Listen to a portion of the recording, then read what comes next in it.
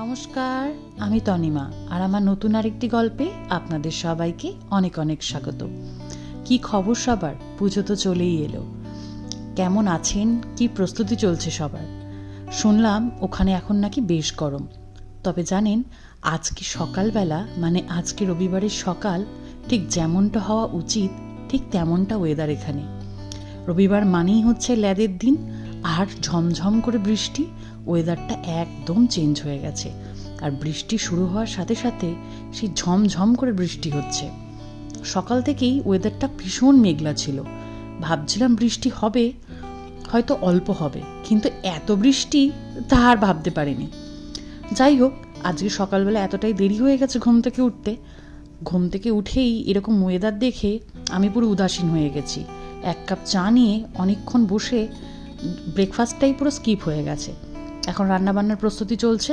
একপাশে ভাত বসানো হয়েছে, একপাশে ডাল, আর অনল করছে হচ্ছে পালং শাকের তরকারি। পর 3টে স্যাটারডে কাজ করে আমি প্রচণ্ড পরিমাণ টায়ার্ড, তাই আজকে রান্নাবান্নাতে আমার একটুও মন নেই। তবে এখন মনে হচ্ছে একটু খিচুড়ি বসিয়ে দিলেই বেশ ভালো হতো।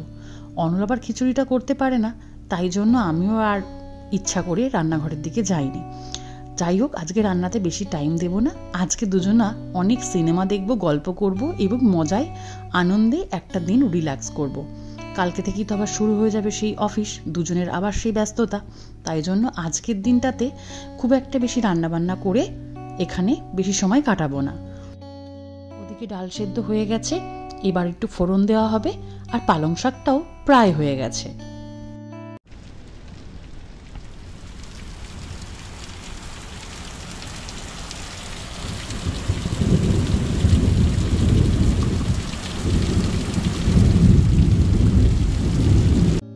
দীর্ঘদিনের বাইরে থাকার ফলে আমার সাথে সাথে আমার পরিবারের বাবা মার সবারই এই টাইম জোন মেনটেন করতে করতে ওরাও বেশ নাজেহাল অবস্থা।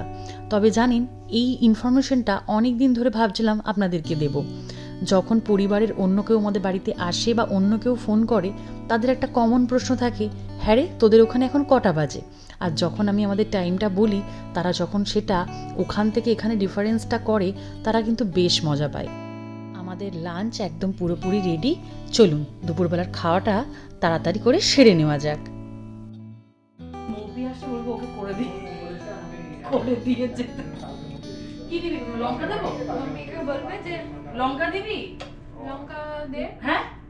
বৃষ্টির মরশুমে খিচুড়ি হয়নি তো কি হয়েছে, আমরা আজকে প্ল্যান করে নিয়েছি গরম গরম তেলে ভাজা দিয়ে মুড়ি।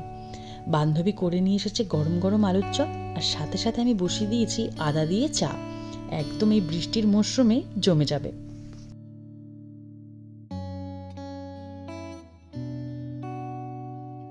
বহু যুগ পর এরকম আলুর চপ দিয়ে, ধনেপাতা দিয়ে, চানাচুর দিয়ে একটা অসাধারণ মুড়ি মাখা এবং তার সাথে গরম গরম চা, মানে আজকের দিনটা একদম পুরো পারফেক্ট গেল আর কি এই বৃষ্টির মরশুমে। আমার তো ভাবছিলাম যে সন্ধ্যাবেলায় কি খাই, হঠাৎ করেই এই প্ল্যান প্রোগ্রাম। তবে ওরা চলে যাওয়ার পর কি করব বুঝতে পারছিলাম না, আর ভীষণ বোরিং লাগছিল। তো ভাবলাম যে চলো এই বৃষ্টিতে দুজনে মিলে একটু পাশে একটা জায়গায় খেতে যাওয়া যাক।